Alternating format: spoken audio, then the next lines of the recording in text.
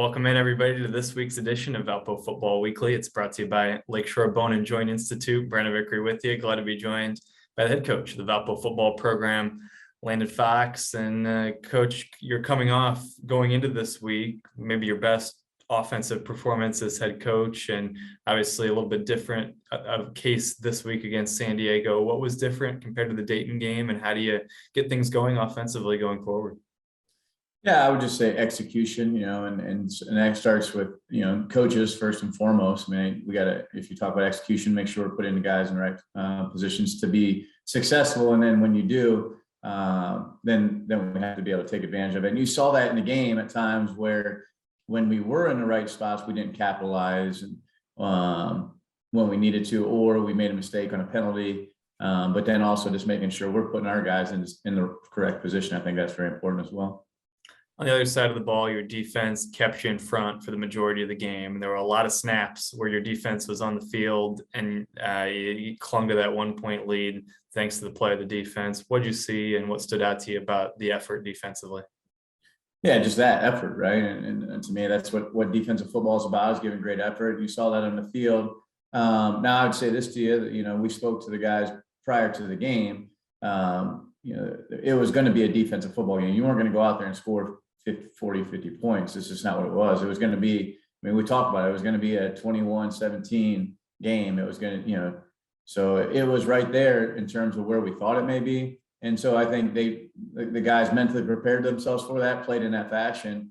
And then, from an offensive perspective, we got to put another touchdown on the board, and, you can walk away 21, 14 or 13 win, or they score, 21-19 and go for 2 and don't get it. It's just, I think there's a lot of variables there in terms of just what we needed to do defensively to then what we needed to do offensively as well. You blocked 3 kicks in the game on Saturday that tied a PFL record. It's been a theme over the course of the season. Just what's led to the tremendous success in that area? Again, I just think the guys giving great effort, right? They believe in what we're doing, and from a schematic standpoint, and they're going to give great effort and keep playing every single play. And that allowed a couple of blocks on the punt and the field goal. And so I credit the players for their effort and executing the game plan at a high level. It had been 3 years, I think, since Valpo had a pick six before Jamari Jackson's against Dayton, and then the same player does it again against San Diego. How exciting is it to see a freshman come up with big plays like that? Yeah, Jamari, very good player, and has been in the rotation most of the year. And he comes in the game and makes a huge play for us right off the jump. And, not only Jamari Jackson coming in and making a big play, but then we had Jadarius Horton go down with a little bit of a back injury, just a back bruise, got hit with the heel. But then Max Franco comes in the game and really should have had he ends up playing 20 snaps for us, and he should have had a pick, and had a pass breakup and played well. They tried to target him and he was ready. And I tell you what, the thing that's exciting about that is that's how he practices. You watch him and he practices really well, and he went out there and executed in the game. So very, very excited for him and Jamari, both very good young players.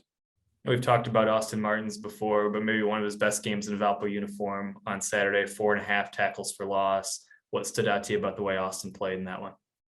I've said this before, and I know it's like you want this like big secret recipe in terms of why he's doing what he's doing, but he just executes the game plan and then he plays extremely hard, really, really hard. And I think the area that he's probably improved upon the most is he's not a really big guy in terms of stature with height. And so I think at times previously in his career, he would say he has to do something different or special to help him make the play, where now, he's an explosive athlete in terms of he's compact and explosive. And now he's just not worried about, okay, this offensive tackle is so much taller than I am. He one-arm bull rushes the guy on Saturday, and you're saying a shorter guy bull rushing a big guy.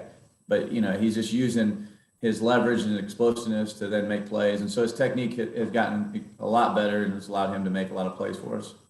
Let's go off the field for a moment.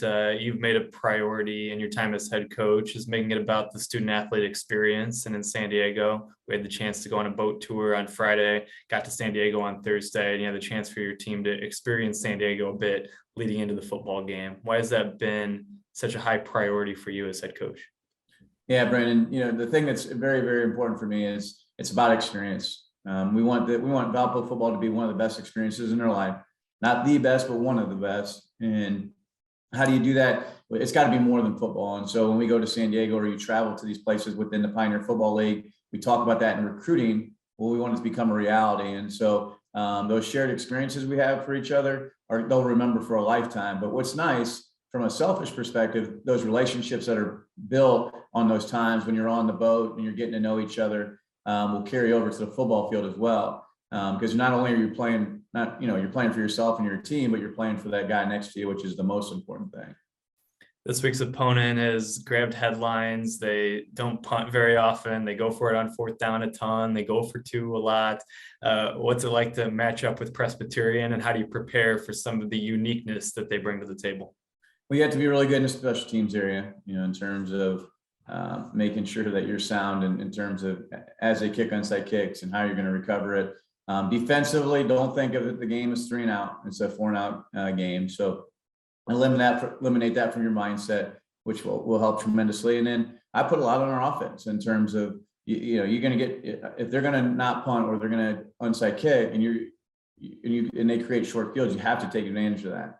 And if you don't, it'll be a difficult game to come out on top, because there's situations where they're playing analytics and they're saying, hey, if we can go for it on fourth, it's going to create this many more opportunities. Where if you can say, hey, okay, you gave a short field to score, and obviously then it puts the pressure back on them, and then they have to go for it on fourth down when maybe they don't really want to.